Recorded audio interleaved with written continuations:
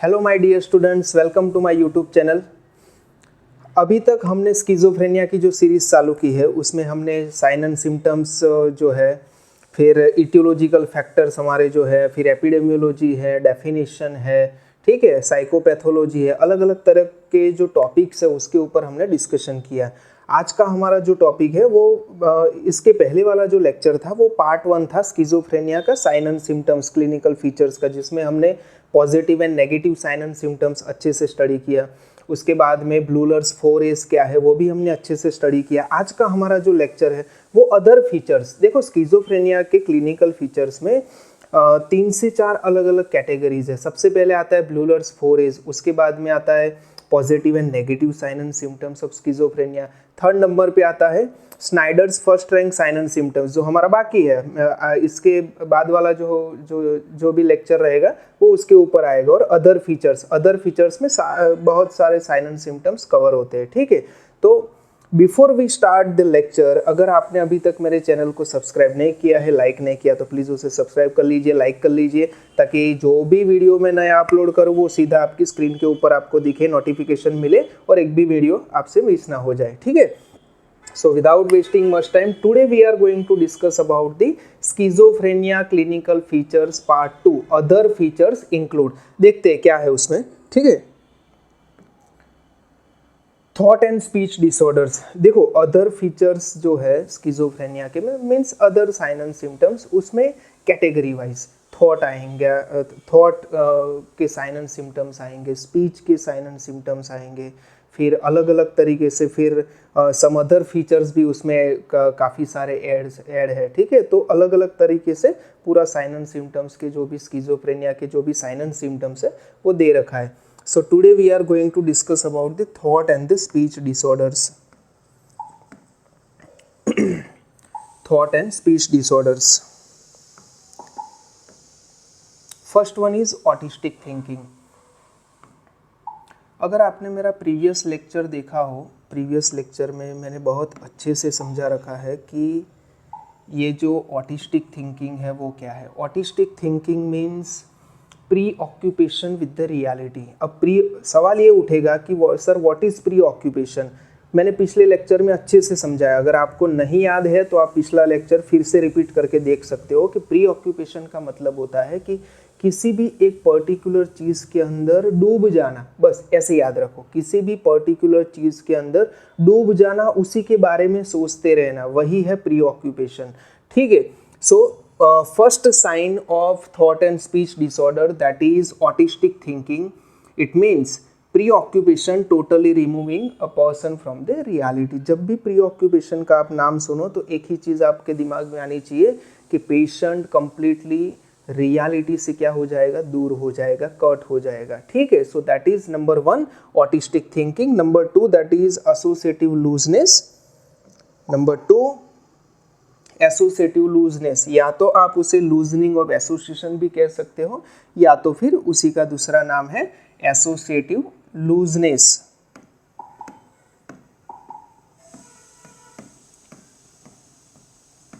Associative looseness भी कह सकते हो, ठीक है। एसोसिएटिव लूजनेस जो है उसके अंदर क्या होता है कि पेशेंट इमीडिएटली कुछ भी बोलने की कोशिश करता है जो रिलेटेड नहीं है उस टॉपिक से, जो टॉपिक की फिलहाल में बात हो रही है। क्या कर रहा है patient? A pattern of spontaneous speech. Spontaneous means तुरंत बोलने की कोशिश करेगा, in which the things shed in juxtaposition. This is the terminology.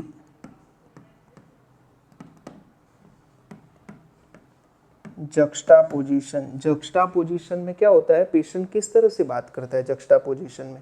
जक्स्टापोजिशन के अंदर पेशेंट मैं एक एग्जांपल से समझाता हूँ कि कॉन्ट्रास्ट तरीके से बात करता है। अब कॉन्ट्रास्ट मतलब क्या, तो अगर पेशेंट को ऐसे कहना है कि रात में हम जो स्टार्स देखते हैं, ठीक है, स्टार्स जो हम देखते हैं वो इसीलिए हमको उसकी लाइट दिखाई देती है क्योंकि स्पेस का बाकी का जो कलर है वो कैसा है, डार्क है। तो पेशेंट इस तरीके से बात करेगा कि you can see the light of the stars in the sky in the space because the colour of the sky और द स्पेस इज डार्क, ऐसा करके पेशेंट बात करेगा। उसमें पेशेंट ने क्या बताया, दो कॉन्ट्रास्ट चीजें बताई कि आप स्टार्स के लाइट देख पा रहे हो, किसकी वजह से देख पा रहे हो, क्योंकि बाकी जो स्पेस जो है वो डार्क है, इसीलिए आपको स्टार्स का जो कलर है, जो शाइनिंग है, जो लाइट है वो दिख रही है। तो इस तरीके से बात करेगा पेशेंट, कॉन्ट्रास्ट तरीके से बात करेगा, उसी को हम क्या कहते हैं, जक्स्टापोजिशन। ठीक है, एक पेशेंट की तरफ से एक स्पॉन्टेनियस स्पीच होगी, उस स्पीच के अंदर पेशेंट किस तरीके से बात करेगा, कॉन्ट्रास्ट तरीके से बात करेगा।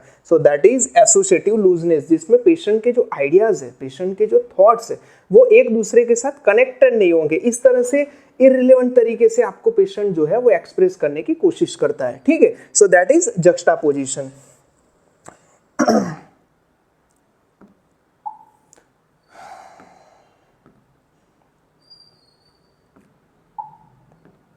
Next is thought blocking. देखो नाम के अंदर ही उसका मीनिंग है, नाम के अंदर ही उसका क्या है, मीनिंग है। कैसे, thought blocking, it means patient के जो थॉट्स है वो क्या हो जाएंगे, ब्लॉक हो जाएंगे। किस तरीके से ब्लॉक हो जाएंगे, sudden interruption in the thought process, means the patient is not able to think, the patient is not able to think in a proper way. Patient के जो थॉट्स होंगे, आइडियाज होंगे, कुछ भी अभी जनरेट नहीं हो रहा है, patient is completely blank, patient को कुछ भी याद नहीं आ रहा है, the patient is not able to think, ये सारी चीजें पेशेंट के साथ हो रही है, तो हम क्या कहेंगे, the patient is having the thought blocking.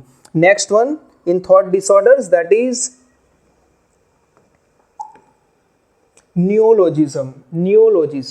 ये सारी टर्मिनोलॉजी से आपको वाइवा के अंदर एग्जामिनर 100% पूछते हैं। पॉवर्टी ऑफ स्पीच आएगा, ऑटिस्टिक थिंकिंग आएगा, एसोसिएटिव लूजनेस भी पूछते हैं, मैनरिज्म पूछते हैं, नियोलॉजिज्म पूछते हैं। ठीक है, तो ये सारी टर्मिनोलॉजीज के कंसेप्ट आपको याद होने चाहिए। अगर कंसेप्ट आपके क्लियर हो तो साइन एंड सिम्टम्स भी आपको बहुत अच्छे से याद रहेंगे। ठीक है, सो व्हाट इज नियोलॉजिज्म, एकदम ईजी है। देखो नियोलॉजिज्म में क्या होता है, पहले ये समझ लेते, फिर मैं आपको एग्जांपल के साथ समझाऊंगा। A word newly coined means patient ने कोई नया वर्ड जो है वो ढूंढ निकाला है, और an everyday word used in a special way.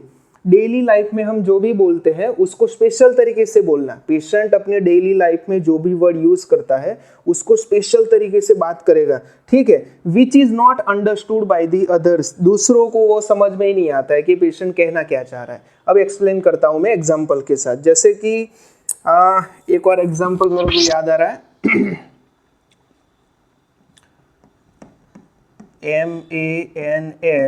MANSPLAIN, क्या है अभी इसका मीनिंग क्या है, प्रोनाउंस क्या है इसका, मैंसप्लेन। इंग्लिश डिक्शनरी के अंदर मैंसप्लेन नाम की कोई चीज़ नहीं है। क्या मतलब है इसका, आपने भी कभी सुना नहीं होगा कि सर ये मैंसप्लेन क्या है, लेकिन पेशेंट ऐसे ऐसे वर्ड यूज करेगा, नए वर्ड ढूंढ निकालेगा, इसीलिए तो यहाँ पे लिखा है अ वर्ड न्यूली कॉइंड, नया वर्ड ढूंढ निकालेगा patient.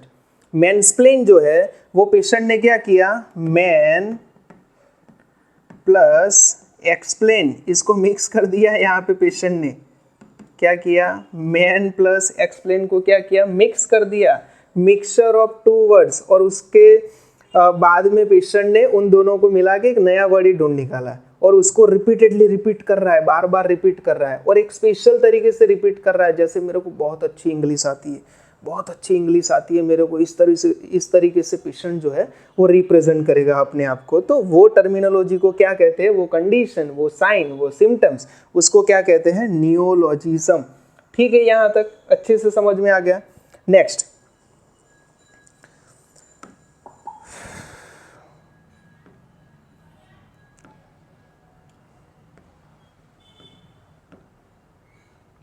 Poverty of speech. Poverty means क्या, गरीब, पुअर आदमी ऐसा कहते हैं ना। पॉवर्टी मीन्स गरीबाई जिसको कहते हैं, बहुत ज़्यादा गरीब हो। पॉवर्टी ऑफ स्पीच गरीब है। अरे यार, स्पीच कैसे गरीब हो सकती है, स्पीच कैसे गरीब होगी। पॉवर्टी ऑफ स्पीच का मतलब क्या है, डिक्रीज्ड स्पीच प्रोडक्शन मीन्स एक नॉर्मल पर्सन को आप जितना, बहुत सारे लोग होते हैं यार, बोल करते रहते पूरे दिन, सुबह मतलब जैसे ही उठे उनका स्पीकर की तरह, वो कैसेट होती है ना, वो CD DVD की तरह उनका मुंह जो है वो चालू रहता है। स्पीच प्रोडक्शन इतना इंक्रीज है उन लोगों के बीच में, मतलब क्यों बोलते हैं यार, इतना ज़्यादा नहीं बोलने का, कम बोलो लेकिन अच्छा बोलो, जिसकी वैल्यू हो। ठीक है, ऐसा बोलना चाहिए। लेकिन यहाँ पे जो हम पेशेंट की बात कर रहे हैं, तो पेशेंट जो है वो बिना वजह से ही, अपनी कंडीशन की वजह से स्पीच प्रोडक्शन पेशेंट का कैसा हो गया, डिक्रीज हो गया अपने आप। पेशेंट को इच्छा ही नहीं हो रही है बोलने की, अपने आप ही पेशेंट कुछ भी नहीं बोल रहा है। आप जितना पूछोगे उतना पेशेंट बोलेगा, वरना नहीं बोलेगा। डिक्रीज्ड स्पीच प्रोडक्शन, उसी को हम क्या कहते हैं, poverty of speech. Next one, poverty of the ideation. एक ही बात है, इसमें स्पीच डिक्रीज्ड हो गई, इसमें आइडिया डिक्रीज्ड हो गए, ठीक है। स्पीच अमाउंट इज एडिक्वेट, अच्छे से बोल रहा है पेशेंट। पेशेंट जो भी बोल रहा है, मतलब एक नॉर्मल पर्सन के हिसाब से जितना बोलना चाहिए उतना पेशेंट बोल रहा है। लेकिन क्या बोल रहा है, but the content conveys the little information, मतलब आइडियस्टिक बात नहीं हो रही है भैया। आइडियस्टिक जो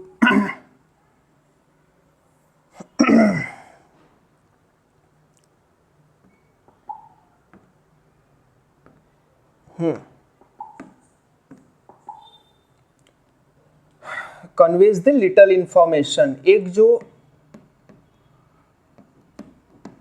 प्रॉपर आइडिया के हिसाब से जो पेशेंट बात करना चाहिए, जिसका आइडियाज प्लस उसमें क्या हो, एक मैसेज हो, एक आइडियस्टिक बात जिसमें क्या हो, एक मैसेज हो। हम जो भी सोचते हैं, जो भी हमारे माइंड में आइडियाज आते हैं, वो कुछ ना कुछ तो मैसेज लेके आते हैं, कुछ ना कुछ तो उसकी वैल्यू होती है। लेकिन यहाँ पे पेशेंट जो सोच पा रहा है, पेशेंट जो यहाँ पे सोचता है, उसके दिमाग में जो भी थॉट्स आते हैं, जो भी आइडियाज आते हैं, उसकी कोई वैल्यू नहीं है। कन्वेज द लिटल इंफॉर्मेशन, 1 घंटा पेशेंट बात कर रहा है, 1 घंटे की बात में से आप अगर उसको पूरा अच्छे से निचोड़ निकालोगे तो आपको मालूम पड़ेगा कि पेशेंट मतलब कहना क्या चाह रहा है। 1 घंटा तो 1 घंटे से बात कर रहा है पेशेंट, लेकिन क्या कहना क्या चाह रहा है, इस तरीके से बात करेगा पेशेंट। उसी टर्मिनोलॉजीज को हम क्या कहते हैं, पॉवर्टी ऑफ आइडिएशन, ठीक है। So next one, that is echolalia. वाह, एग्जाम में 2 टर्मिनोलॉजी कंपलसरी पूछेंगे आपको। Number 1 that is echolalia, number 2 that is echopraxia. दोनों एक ही तरह की बात है। एक ही तरह की बात मतलब क्या, थोड़ा सा डिफरेंस है। जैसे कि इकोलेलिया में repetition of the words, repetition of the phrases होगा। पेशेंट जो है वो बार बार एक ही वर्ड और फ्रेसिस को क्या करेगा, रिपीट करेगा। Cut cut cut, put put put, इस तरीके से, मतलब बार बार हर 2-3 मिनट, 4 मिनट, 5 मिनट में, या तो फिर 10 second, 20 second, 25 second, regular intervals में ऐसे कोई ना कोई वर्ड्स जो है वो पेशेंट रिपीट करेगा। उसी को क्या कहते हैं, इकोलेलिया कहेंगे। और इकोप्रेक्सिया में क्या होता है, रिपीटेडली एक्शन जो है, एक्ट जो है, एक्शन जो है वो बार बार रिपीट हो रही है, तो ये हो गया आपका इकोप्रेक्सिया, ठीक है। सो इकोलेलिया मीन्स रिपीटिशन। और इको मतलब बार बार एक ही चीज सुनाई देना। हमारे टीवी के अंदर आता है ना, इको साउंड आता है, स्पीकर के अंदर आता है। इको मतलब जो बज रहा है उसका हमें रिपीटेडली सुनाई दे रहा है, बार बार सुनाई दे रहा है, दूसरी बार सुनाई दे रहा है, वही है इको साउंड, ठीक है। सो रिपीटिशन और the echo by patient of the words और the phrases of the examiner, ठीक है। नेक्स्ट वन दैट इज, वाह, ये समझने जैसा है, मजा आ जाएगा आज तो आप लोगों को समझाने में। पर्सवीरेशन, पर्सवीरेशन का मतलब क्या हो गया, perseveration means repeats the words, repetition, persistent repetition of the words or the themes beyond the point of the relevance।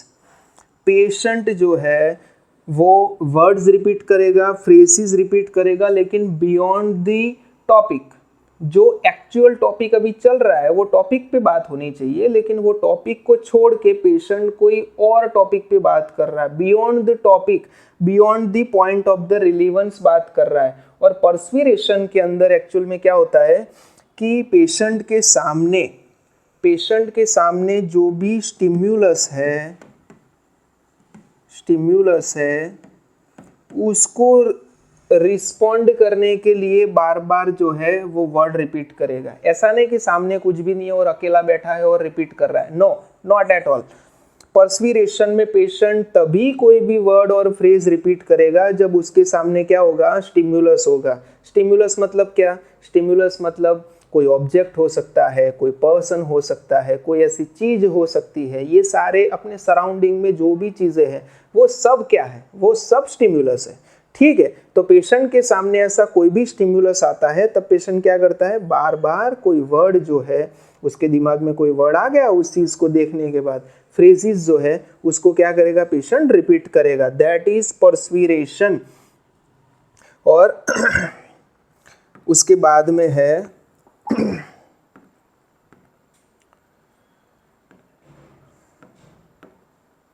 वर्बिजरेशन। वाह, ये भी समझने में मजा आएगा। Senseless repetition of some words और phrases over and over again. अब आपके दिमाग में एक क्वेश्चन हो सकता है कि सर ये दोनों क्या सेम है, क्या पर्सवीरेशन और वर्बिजरेशन सर सेम है? No, not at all, slight difference है। कैसे डिफरेंस है मैं समझाता हूँ। पर्सवीरेशन, अभी मैंने समझाया कि पर्सवीरेशन में पेशेंट बार बार एक ही चीज को रिपीट करता है, बार बार एक ही चीज मतलब वर्ड्स को, फ्रेजेस को रिपीट करता है, लेकिन कब, जब उसके सामने क्या होता है, स्टिम्युलस होता है, उसके सामने क्या होता है, स्टिम्युलस होता है। लेकिन वर्बिजरेशन के अंदर पेशेंट जो है वो बार बार रिपीट तो कर रहा है, वर्ड्स और फ्रेजेस बार बार रिपीट तो कर रहा है, लेकिन पेशेंट के सामने स्टिम्युलस नहीं है यहाँ पे, बस उतना फर्क है, ठीक है। वरना दोनों में बात तो एक ही है, परसिस्टेंट रिपीटेशन ऑफ वर्ड्स और themes beyond the point of relevance, और इसमें भी सेंसलेस, दोनों एक ही बात है। ये पॉइंट ऑफ रिलेवेंस भी एक बात है और सेंसलेस जिसका कोई मीनिंग नहीं निकलता है, ठीक है, दोनों में एक ही बात है। फर्क कितना है, स्टिम्युलस होगा पेशेंट के सामने तब ये चीजें हो रही है, इसमें कोई स्टिम्युलस नहीं है फिर भी ये सारी चीजें हो रही है, बस उतना ही फर्क है, ठीक है। चलो आगे बढ़े। So this is all about thought and speech disorders.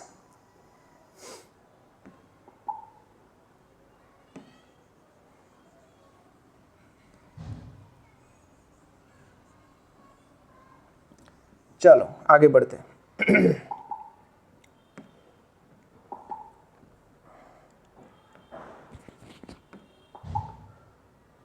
Delusion of various kind.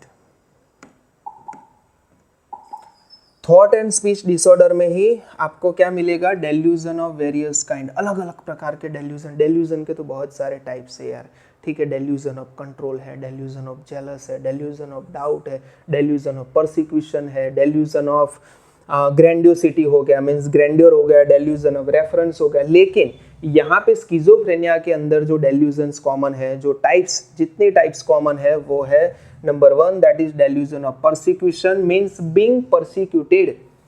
Delusion of persecution means what, being persecuted. पूरा साइकेट्रिक अगर आपको आता है लेकिन आपको अगर डेल्यूजन नहीं मालूम है, आपको अगर स्किज़ोफ्रेनिया नहीं मालूम है, आपको अगर हेल्यूसिनेशन नहीं मालूम है, तो समझ लो कि आपने साइकेट्रिक पढ़ा ही नहीं, ये समझ लो, ठीक है। ये सब्जेक्ट को जितना हो सके उतना अच्छे तरीके से पढ़ना चाहिए।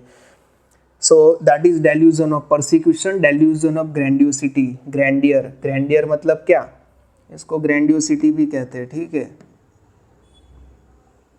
ग्रैंडियोसिटी, ग्रैंडियोसिटी मतलब क्या, खुद को बड़ा चढ़ा के बात करना। यार कल ही शाहरुख खान का कॉल आया था, मेरे तो शाहरुख खान के साथ बहुत बड़े बड़े कांटेक्ट है यार। बच्चन से तो, अमिताभ बच्चन जी से तो मेरी रोज बात होती है यार, नरेंद्र मोदी साहब जी से मेरी बात होती है। ऐसी बातें करेगा, मतलब बड़े बड़े लोगों से अपनी पहचान बताने लगेगा, खुद को इतना बड़ा दिखाएगा, सेल्फ इम्पोर्टेंस दिखाएगा पेशेंट। ये सारी चीज़ें अगर पेशेंट के अंदर है तो समझना कि पेशेंट में क्या है, डेल्यूजन ऑफ ग्रैंडियर है, ठीक है। उसके बाद आता है delusion of the reference, being referred by the others, being referred by the others, and delusion of the control means being controlled by the others। Patient को ऐसे लगता है कि उसके आसपास में कोई ऐसी शक्ति है, कोई ऐसा पावर है जो उसको कंट्रोल कर रहा है, कंट्रोल करने की कोशिश कर रहा है। अगर पेशेंट को ऐसा फील होता है तो हम कह सकते हैं कि पेशेंट के अंदर क्या है, डेल्यूजन ऑफ कंट्रोल है, ठीक है। So that is all about the delusion of various kinds के अलग अलग प्रकार के सारे डेल्यूजन जो है वो पेशेंट के अंदर प्रेजेंट है। ओवर इंक्लूजन, ओवर इंक्लूजन में क्या होता है कि पेशेंट जब भी कोई चीज़ के बारे में बात करने की कोशिश करता है या तो बात करना चालू करता है तो बिन जरूरी अननेसेसरी इतनी सारी चीज़ों को वो अपने सेंटेंस में लेके आएगा जो हमको समझ में भी नहीं आएगी। पेशेंट क्या कह रहा है, किसके बारे में बात चल रही है, कुछ भी समझ में नहीं आने वाला। अननेसेसरीली ओवर, ओवर मीन्स बहुत ज़्यादा, unnecessarily, and inclusion means add करना। अपनी स्पीच के अंदर ऐसी चीज़ें पेशेंट, ऐसे वर्ड्स, ऐसे सेंटेंसेस लेके आएगा, ऐसे सेंटेंसेस, ऐसे वर्ड्स ऐड करेगा जो हमको समझ में ही नहीं आएगा। ओवर इंक्लूजन, कोई ज़रूरत नहीं है जिसकी, अननेसेसरीली समझ रहे हो? So that is over inclusion, tending to include irrelevant items in the speech. Irrelevant कोई अननेसेसरी, बिन जरूरी, जिसकी कोई जरूरत नहीं है हमें, ठीक है। So that is all about the thought and speech disorders, sign and symptoms of thought and speech disorders in schizophrenia. अगर एग्जाम के अंदर आपको पूरा मान लो कि 5 या 6 मार्क्स के अंदर पूछते हैं तो आपको पूरा ब्रीफ करना पड़ेगा इसको। अगर 5 मार्क्स का क्वेश्चन है और 6 मार्क्स का क्वेश्चन है तो आपको बहुत डिटेल में जाना पड़ेगा। काफ़ी स्टूडेंट्स मुझे कहते हैं कि सर साइकेट्रिक के अंदर जो है वो पेपर ख़त्म ही नहीं होता, इतना लिखना पड़ता है। लेकिन अब क्या करें, अब लेंदी है तो है, आपको पहले क्वेश्चन से ही इतना स्पीड बढ़ा के रखना पड़ेगा ताकि आप पूरा पेपर अच्छे से सॉल्व कर पाओ। वरना बहुत स्टूडेंट्स के साथ ऐसे होता है कि उसको क्वेश्चंस तो आता है, आंसर जो है उसको अच्छे से आता है, लेकिन टाइम ही नहीं है लिखने का, ठीक है। ही और she is ready to attempt the answer but lack of time ही नहीं है, क्या करें, ठीक है। So next one now, disorder of the perception. या डिसऑर्डर ऑफ द परसेप्शन के अंदर बस इतना ही कॉमन है। जब भी परसेप्शन की बात आती है, परसेप्शन क्या है मैं अच्छे से आपको समझा देता हूँ। What is perception? देखो बहुत स्टूडेंट्स को मैंने अब तक क्वेश्चन किया कि व्हाट इज परसेप्शन, मुझे सेटिस्फैक्टरी आंसर कभी नहीं मिलता है। हार्डली कुछ इक्कल दुक्कल स्टूडेंट्स को छोड़ दें तो सेटिस्फैक्टरी जो आंसर मिलना चाहिए परसेप्शन का वो मुझे नहीं मिलता है। मालूम नहीं क्यों नहीं मिलता है। हो सकता है कि स्टूडेंट्स को अच्छे से किसी ने ना समझाया हो, लेकिन परसेप्शन बहुत अच्छे से समझना जरूरी है। देखो perception, without sensation there is no perception. Without sensation, याद रखना, फिर से I am repeating it again, without sensation there is no perception. अब सेंसेशन क्या है? हमारे जो 5 सेंसेस है उसके थ्रू हम जो भी परसीव करते हैं वो हमारा सेंसेशन हो गया। वो सेंसेशन सीधा कहाँ जाता है? ब्रेन में जाता है। अब ब्रेन जैसे ही उसको सेंस करेगा इमीडिएटली वो सेंसेशन क्या है उसको नाम देगा। एग्जाम्पल के साथ समझाता हूँ। रोज स्मेल आ रही है, ठीक है, घर कहीं पे भी मतलब कोई बैठा है उसको रोज स्मेल आ रही है, इमीडिएटली उसने क्या स्मेल तो करेगा, वो ब्रीथ तो करेगा। जैसे ही वो स्मेल गई उसको लगेगा यार कोई अच्छी स्मेल आ रही है, मस्त आ रही है। ब्रेन ने इमीडिएटली उसको बोला अरे यार रोज स्मेल है, ये नाम दिया ब्रेन ने उसको, क्या दिया? नाम। जो सेंसेशन है उसको मीनिंग दिया, मीनिंग। वो मीनिंग जो है, मीनिंग देना, वही परसेप्शन है। समझ रहे हो? वही क्या है? परसेप्शन। अब बोलना मत, अच्छे से समझाया मैंने आपको कि without sensation there is no perception. Again I repeat, without sensation there is no perception. अगर आप कह रहे हो कि मुझे परसेप्शन है, इसका मतलब है कि आपको सेंसेशन भी है साथ में। समझ रहे हो? So that is perception. जो भी हम हमारे सेंसरी ऑर्गन्स के थ्रू क्या करते हैं? सेंस करते हैं, परसीव करते हैं और उसको बाद में मीनिंग देते हैं, वही परसेप्शन है हमारा, ठीक है। So auditory hallucination is common in schizophrenic patient in sign and symptoms. Visual hallucination होता है लेकिन कभी कभी होता है, लेकिन ज़्यादातर जो कॉमन है और जो रिपीटेडली पेशेंट में शो होता है वो है auditory hallucination. Next one, that is disorder of the affect.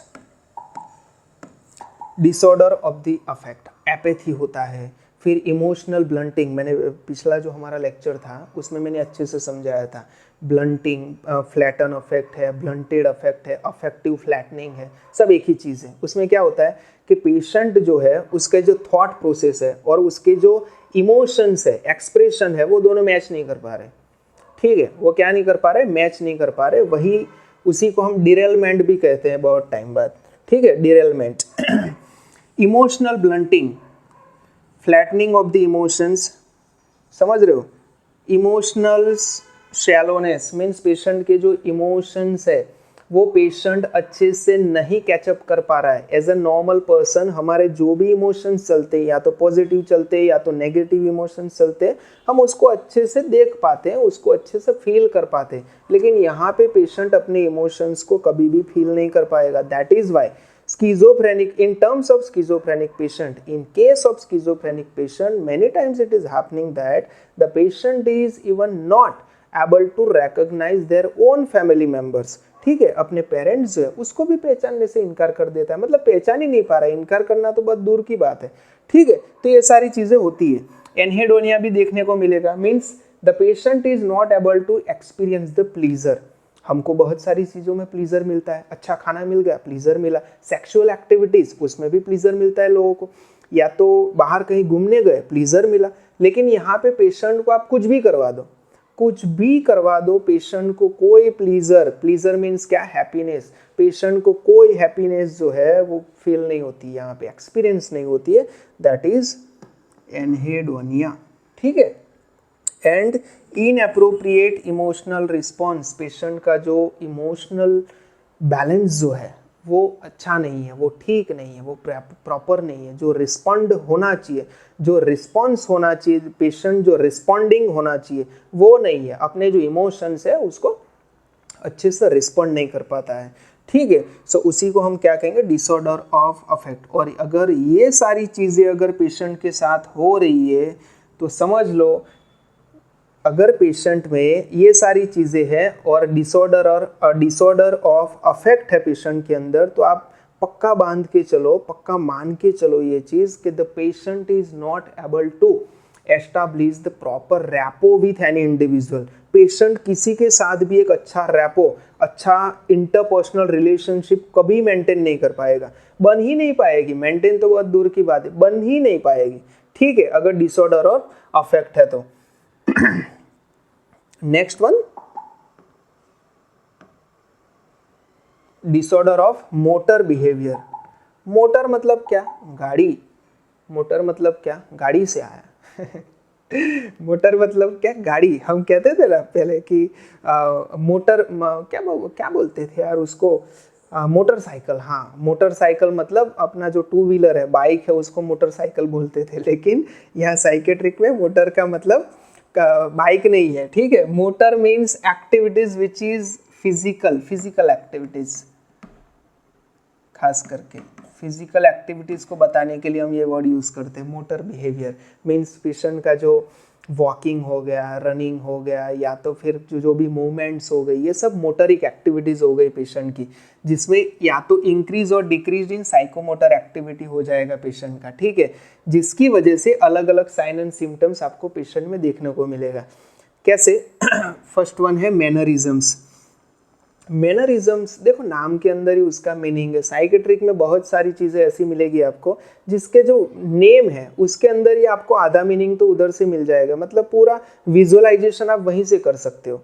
Mannerism, manner क्या होता है, एक डिसिप्लिन हम कह सकते हैं, शिष्टाचार जिसको हम कह सकते हैं, मैनरिज्म। यहाँ पे पेशेंट क्या करेगा, a special way of doing something. Patient अगर बोलेगा तो जब भी आप पेशेंट से बात करोगे पूरा ऐसे, मतलब ऐसे स्टेडी रह के बात करेगा, तो अलग अलग हो सकता है पेशेंट का, कोई एक पेशेंट का ऐसे हो सकता है, कोई एक पेशेंट का ऐसे खड़े रह के बात करेगा। ये स्पेशल वे ऑफ डूइंग हो गया, स्पेशल वे ऑफ डूइंग। जब भी पेशेंट किसी से बात करेगा इस तरह का पोस्चर बना के बात करेगा। या तो फिर वे ऑफ स्पीकिंग, बात करेगा तो मतलब एकदम अच्छे से, एकदम मतलब ओबीडियंट है ऐसा करके बात करेगा, उसकी स्पीच में हमको लगेगा कि बहुत ओबीडियंट पेशेंट है। उसी को मैं अलग से कहूँ, एक एग्जांपल से समझाऊँ तो मान लो कि कोई पर्सन है, वो कोई ग्रेट पर्सनालिटी है, उसकी जो बायोग्राफी है, उसकी जो स्टोरी है, उसको अच्छे से रीड करेगा और उसमें से उसको जो कैरेक्टरिस्टिक्स अच्छी लगी वो अपने पर्सनल लाइफ के अंदर लेके आएगा और उस हिसाब से चलेगा। वो भी क्या है, मैनरिज्म्स है। ठीक है। So that is mannerisms. Grimacing यार, स्किज़ोफ्रेनिक पेशेंट ना, उसको आप कोई भी बात करो, अगर पेशेंट को अच्छा नहीं लगा ना तो इमीडिएटली पेशेंट क्या करेगा, ग्रीमेस करेगा। ग्रीमेस मतलब क्या, स्ट्रॉन्ग डिसलाइक। मतलब आपने पेशेंट को कुछ पूछा कि आपको ये चाहिए, ऐसे करेगा, ऐसे ऐसे एकदम जोर जोर से करेगा। ये जो ट्विस्ट है ना हेड का, इतना जोर से करेगा कि स्ट्रांगली डिसलाइक, नहीं बिल्कुल नहीं चाहिए मेरे को। या तो फिर उसके एक्सप्रेशन थोड़े बहुत पेनफुल भी हो सकते हैं। जैसे कि एग्जांपल के समझाता हूँ कि पेशेंट बहुत थका हुआ है, आपने पेशेंट को पूछा कि क्या मैं आपकी कोई हेल्प कर दूँ, तो पेशेंट ऐसे मतलब इस तरीके से खड़ा रहेगा, इस तरीके से लेटा रहेगा, मतलब पेन लगेगा उसके मुंह पे ऊपर। ठीक है। या तो स्ट्रॉन्ग डिसलाइक या तो पेनफुल एक्सप्रेशंस, उसी को हम क्या कहते हैं, ग्रीमेसिंग कहते हैं। ठीक है। उसके बाद में है स्टीरियोटाइप। स्टीरियोटाइप में क्या होता है कि कोई एक ऐसी बिलीफ है। क्या है स्टीरियोटाइप? सबसे पहले तो एक बिलीफ है। अब बिलीफ किस तरह की है वो समझना भी जरूरी है। बिलीफ है unfair and untrue, unfair, unfair and untrue, unfair and untrue belief है। अब ऐसी बिलीफ मतलब क्या, जो लगभग बहुत लोग यूज करते हैं। जैसे एक एग्जांपल के साथ मैं आपको समझाऊं तो मान लो कि कोई लड़का है, ठीक है, और कोई लड़की है, दे वर इन रिलेशनशिप, उन दोनों के बीच में रिलेशनशिप थी। अब मान लो कि लड़के ने किसी वजह से लड़की को डंप किया, छोड़ दिया, तो अब उस लड़की के साइकोलॉजी में उस लड़के के लिए हमेशा के लिए एक नफरत पैदा हो जाएगी, डिसलाइक करना चालू हो जाएगा, स्ट्रॉन्ग डिसलाइक होगा। तो बाद में जब भी कोई लड़के को वो लड़की बाद में कोई भी दूसरे लड़के को देखती है तो इमीडिएटली उसके माइंड में एक ही थॉट आता है कि सारे लड़के एक जैसे हैं। सारे लड़के कैसे, एक जैसे, मतलब कोई स्पेसिफिक चीज की वजह से। अब समझना, अब इसको अच्छे से समझना, ठीक है, स्टीरियोटाइप बिहेवियर क्या होता है। कोई स्पेसिफिक चीज की वजह से पूरी कम्युनिटी, पूरा ग्रुप को एक ही तरह से बताना, विच इज नॉट रियल। जरूरी नहीं है कि सारे लड़के एक जैसे हो, उसके साथ जो हुआ वो गलत है, उस लड़के ने उस लड़की के साथ जो किया दैट इज रॉन्ग, ओके। उसका मतलब ये नहीं कि सारे लड़के गलत है। अगर मान लो कि यही चीज किसी लड़के के साथ हुई तो ऐसा नहीं कि सारी लड़कियां ऐसी है, लेकिन बाद में उनकी साइकोलॉजी में उनकी जो थॉट प्रोसेस है उसके अंदर ये पूरा फिक्स हो जाता है कि सारे लड़के एक जैसे, सारी लड़कियां एक जैसी है। अगर ऐसा हो रहा है तो हम कह सकते हैं कि इसने स्टीरियोटाइप किया, उसका बिहेवियर जो है वो कैसा है, स्टीरियोटाइप बिहेवियर है। Is it clear? So patient के साथ भी यही होता है। पेशेंट कोई पर्टिकुलर चीज के पीछे ऐसे पड़ जाता है, उसके दिमाग में ऐसे चीजें बनती रहती है और फिक्स हो जाती है कि ये तो सब ऐसा ही है, ये तो सब ऐसा ही है, दैट इज स्टीरियोटाइप बिहेवियर। बाद में पेशेंट होता है decrease self care. Patient is not able to take care of himself और हरसेल्फ। पर्सनल हाइजीन अच्छे से मेंटेन नहीं कर पा रहा है, अपनी जो ग्रूमिंग है, कपड़े जो है वो अनटाइडी है, पेशेंट के जो हेयर है, नेल्स है, वो भी एकदम मतलब ऐसे कह सकते हैं कि कोई ठिकाना नहीं है, बाल अच्छे से बनाए नहीं। मैंने बहुत सारे ऐसे स्किज़ोफ्रेनिक पेशेंट देखे कि यार उनके जो पैंट होते हैं ना, मतलब मैंने जेंट्स की बात कर रहा हूँ क्योंकि हॉस्पिटल के अंदर तो लेडीज़ वार्ड मतलब फीमेल वार्ड्स के अंदर मेल स्टूडेंट्स को अलाउ नहीं होता है, यूजुअली नहीं अलाउ होता है।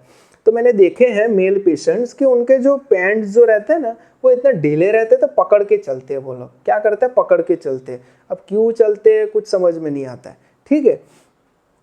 तो ये सारी चीज़ें होती है। पुअर ग्रूमिंग, उसके मैंने अभी जो बताया वो पुअर ग्रूमिंग की बात थी। तो this are the sign and symptoms we can see in the patient. An increase और the decrease in the psychomotor activity, mannerism होगा पेशेंट में, ग्रीमेसिंग होगा, स्टीरियोटाइप बिहेवियर होगा, डिक्रीज सेल्फ केयर होगा एंड पुअर ग्रूमिंग, ठीक है।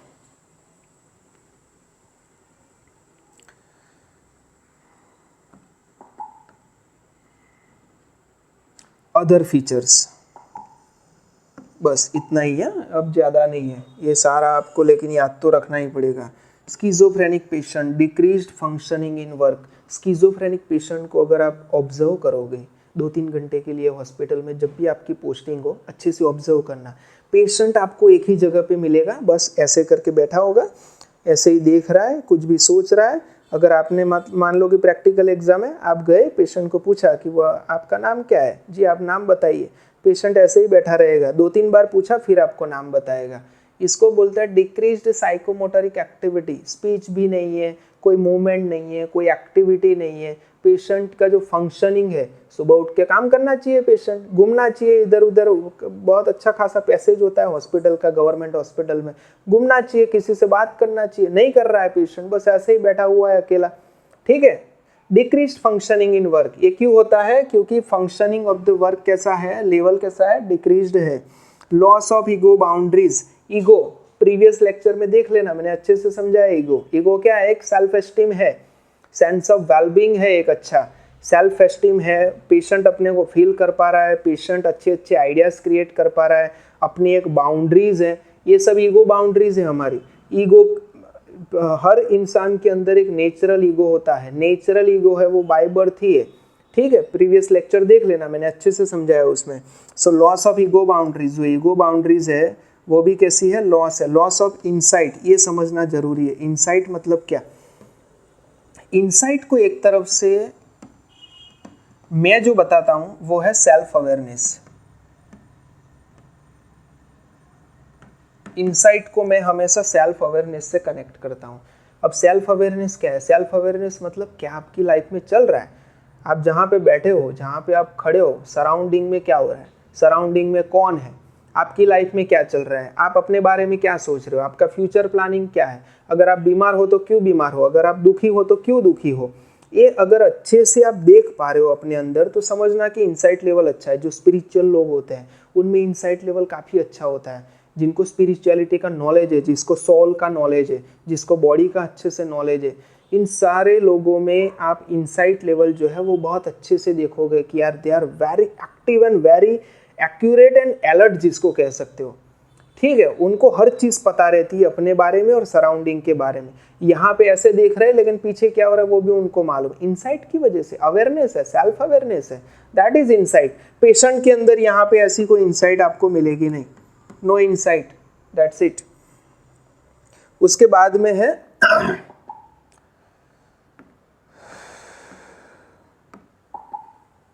Poor judgement. Poor judgement simple है, समझ में आ गया, समझ में इजीली आ जाएगा, ऐसा ही है। जजमेंट लेवल कैसा है पेशेंट का, very poor. And suicide can occur, suicide जब भी बात आए, अब नेक्स्ट कंडीशन हमारी यही आएगी, नेक्स्ट डिसऑर्डर क्या आएगा, मैनिया आएगा, डिप्रेशन आएगा, बाइपोलर मूड डिसऑर्डर आएगा। यही बात है, एक नंबर है वो, जो सारी जितनी भी कंडीशंस है और हमारी पर्सनल लाइफ के अंदर, प्रोफेशनल लाइफ के अंदर, सोशल लाइफ के अंदर इतनी हेल्प करेगी। बहुत अच्छे से समझाऊंगा मैं आपको, पूरा डिटेल में जाएंगे, इतना डिटेल में जाएंगे कि जितना मैं आपको बता सकता हूँ वो सारी चीज़ें बताऊँगा।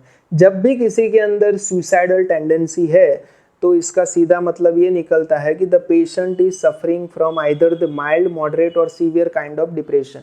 ओके, माइल्ड एंड मॉडरेट में सुसाइडल टेंडेंसी थोड़ी कम होती है, इतनी अटेम्प्ट सुसाइड अभी कर ही लेगा ऐसा आपको नहीं दिखेगा, लेकिन once the patient enters into the severe episode, severe depressive episode, उसके बाद 100% आपको लगेगा कि अभी अगले कुछ दिनों के अंदर पेशेंट सुसाइड कर सकता है। तो स्किज़ोफ्रेनिया में भी सुसाइडल टेंडेंसी आपको मिलेगी। So thought and speech disorder is there, motor behaviour है, परसेप्शन है, ठीक है। और अदर फीचर्स के अंदर हम देख सकते हैं कि decrease functioning in the work, loss of ego boundaries, insight poor है, insight poor, loss of insight mean poor है, पुअर जजमेंट भी है और सुसाइडल टेंडेंसी है। So that is all about the clinical features of the schizophrenia. और एक दो lecture और आएंगे इसमें क्लिनिकल फीचर्स के ऊपर, जिसमें मैं आपको बताऊंगा एक तो स्नाइडर्स फर्स्ट रैंक सिम्टम्स। इतना इंपॉर्टेंट क्वेश्चन नहीं है, मैंने बहुत कम देखा है वो एग्जाम के अंदर एग्जामिनर पूछते हैं, लेकिन पढ़ना तो जरूरी है, कभी भी पूछ सकते हैं एग्जामिनर। और बाद में मैं आपको बताऊंगा, अगर आपको ऐसा लग रहा है कि सर इतने सारे साइन एंड सिम्टम्स से अलग अलग ब्लूलर्स के हो गए, स्नाइडर्स की first rank sign and symptoms हो गए, अदर फीचर्स में इतने सारे, तो एक लेक्चर में और डाल रहा हूँ अभी, जिसके अंदर मैं आपको पूरा ना देखो अच्छे से, यहाँ पे मैं जो कहना चाह रहा हूँ वो ये है,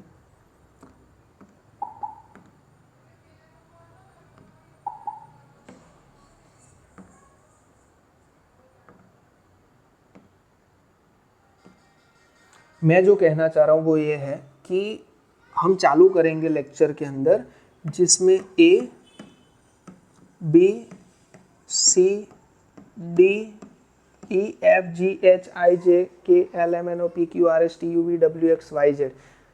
A के अंदर कौन सा साइन एंड सिम्टम्स है, तो हमको पता चलना चाहिए कि ऑटिस्टिक थिंकिंग, ऑटिस्टिक।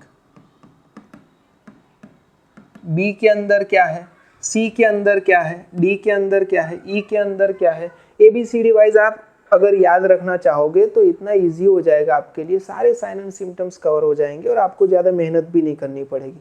उसका लेक्चर मैं अभी बहुत जल्द लेके आने वाला हूँ, ठीक है। तो आज के लिए बस इतना ही। अगर अभी तक आपने मेरी चैनल को सब्सक्राइब नहीं किया है तो मैं आप लोगों के लिए ही मेहनत कर रहा हूँ इतनी, तो प्लीज़ उसे लाइक कर दिया करो, सब्सक्राइब कर दिया करो, ठीक है। इसी के साथ नेक्स्ट वीडियो में हम मिलेंगे, नेक्स्ट लेक्चर में मिलेंगे। Thank you so much for watching my videos, thank you so much.